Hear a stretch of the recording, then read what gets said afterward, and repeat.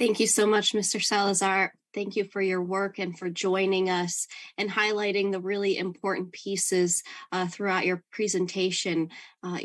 The points that you mentioned on the impacts throughout our community that exacerbates the inequalities that are already existing, and promoting that inclusion from the start, and that those having stakeholders involved and not viewing us as victims, but as agents of change. And that's so important for policymakers, decision makers, and governments to really understand and really incorporate throughout, and making those contributions from stakeholders into policies. I really appreciated you saying that. Breaking down those silos is a piece that we are always talking about within the disability community, but also so important for participants like you as well to be recognizing and really highlighting throughout your networks, and those interconnected risks throughout our complex environment. I really appreciate you joining us. I look forward to hopefully seeing you at the regional platform and hopefully many of our attendees that are with us today. But don't go too far. We're going to get into the question and answer section in our last few minutes. And thank you so much again, Mr. Salazar. Thank you. And thank you to all of our panelists. I really appreciate this discussion and hearing from such subject matter experts. I want to get into some questions that we have in the last 7 minutes. I have one question per person. I'm going to start with Chloe and ask, what is the importance of the participation of persons with disabilities and our disabled-led organizations in environmental justice? I think it goes without saying that it's critical that DPOs, DLOs, OPDs are involved and at the table in all of these decisions. I think there is like the common refrain we heard at COSP is nothing about us without us. And there was one speaker who said it should just be nothing without us, because any policy that is made affects people with disabilities. So people's disabilities should be involved in every public policy. And I really liked that. I thought that was very powerful. I think, people know their own, there's certain expertise that comes with lived experience that needs to be represented. And, OPDs working in this field have the best on the ground knowledge of the impacts that are happening as they're happening and are able to respond and react, and advise governments to change their policies so that they do. I think that's, to me, it's critical. It's kind of a truism, but it's not being done. So it needs to be enacted more. And I mean, there's obligations, binding obligations within the CRPD that call for it. So hopefully, there is a greater awareness of the intersection. I think that we've seen more and more research happen over the last couple of years. The fact that there was a Conference of State Parties discussion dedicated specifically to climate change is an indication of how there's a greater awareness of the urgency of this issue. So hopefully we start to see greater inclusion at the decision-making tables moving forward. Thank you so much, Chloe. That's really important. And not only that we have been saying this as the disability community for so long, but that also research backs up what we've been saying, and that we have that information to also provide when we are really advocating for our inclusion throughout these spaces. Thank you, Chloe, for that answer. The next question I'm going to ask to Marcy. What is the biggest challenge we face in achieving disability inclusive environmental justice, and what can people do about those challenges? So this is Marcy, and I think our biggest challenge continues to be stigma, ableism, the devaluing of people with disabilities, the misunderstandings, the our marginalization is our greatest challenge, and the ongoing failure to provide both equal access and equity in all aspects of the environmental justice movement. So if we can make sure that disability-led organizations are invited to the planning table, if we can make sure that that planning table offers accessible, equally effective communication, the physical environment when people are meeting in the same space, that we take into consideration the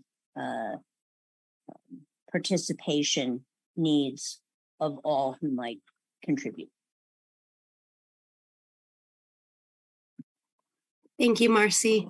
Really important pieces. I think it goes within nothing about us without us and nothing without us, as I know we've been hearing. Thank you, Marcy. In our last few minutes, I'm going to ask Raul, how can we encourage the participation of persons with disabilities in environmental justice? Yeah, thank you, Charlene. I think that that participation goes in two ways. First is how we can better support what I call a structured participation of people living with disabilities. And then getting that structure in place requires to strengthen networks. What I've seen in my experience is that networks work in a sense that not only facilitates the exchange of experiences among the members of the network, which is a substantive part of being in a network, but also strengthening a unified voice when they are addressing either regional processes that are ongoing, both in climate change, both in disaster reduction, in migration. There are important regional processes being discussed at the moment, and networks allowed to strengthen and unify that voice to be a part, of that process. The more structured you are, the most possibilities you have to be heard. That at the regional level, and the same thing operates at the national level. Those structures allow us to participate when these regional commitments become national policies, laws, new legislation that address or bring these global concerns into the national and local levels. So first, on one side, to strengthen that structure, that collaboration among members of the networks, of the national organization of people living with disabilities, have a structure, a clear agenda, a unified agenda, and then go together for one objective. On the other hand, I think that there is also a possibility of strengthening that participation, which is in reference to how we can, as international cooperation, facilitate that linkage to those processes, how we can facilitate their participation of the networks, how we can reach the connection of this network with key processes, call the attention, what is going on and where should be useful to participate. And as part of that process, it is important to identify clear leaders, clear voices that can bring those concerns to those processes, and then try to mobilize those. We are an organization that provides policy advice to countries. We provide, evidence-based information. Our objective in terms of how we can bring people living with disabilities and these networks and these voices is to how they can influence these policies, regional and national. Identify the leaders, bring them to the forum, to the discussions, make sure that their views are integrated in these regional priorities, national priorities, and do whatever is at our hand to influence them. And one last point, and I would like to also mention this in terms of how we can facilitate the process.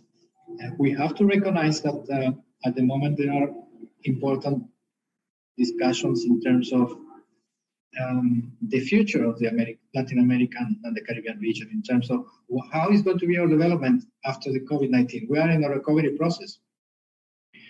And while we are discussing now governments are now becoming active in, planning how much debt they are going to acquire for recovery, how many, how this development is going to take place, and all the voices are saying this needs to be a green recovery, needs to be a green process. Everything is pointing to the Latin America and the Caribbean to have a green recovery process. And in this green recovery process, we have to be part of the discussion.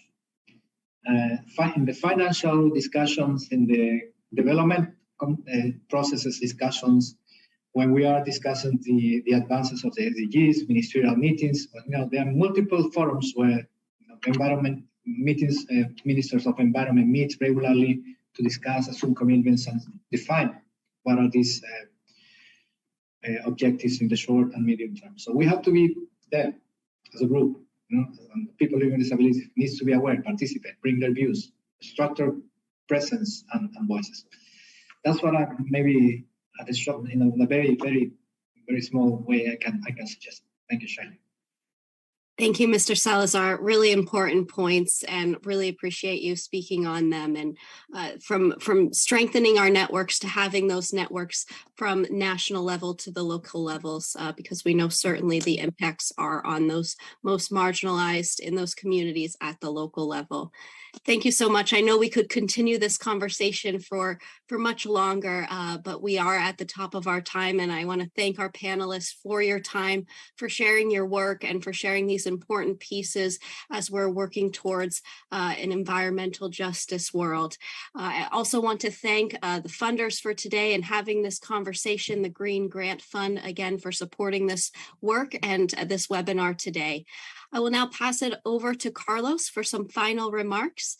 Thank you, Carlos, again for organizing this and for your team's work at Inclusiva to bring us all together today. Thanks, Shailene, for your remarkable work as a moderator. We are so happy to have you here because you have made a tremendous work here. I have to tell that the wisdom of the panelists is wide, and we really like to share this. This video is going to be shared in our social medias and different reports that we're working on. Have to tell that I'm so grateful because, well, we always count with the partnership for disaster risk reduction because they're so great. Also, the World Institute on Disabilities, the McGill University, and our friends from UNDR.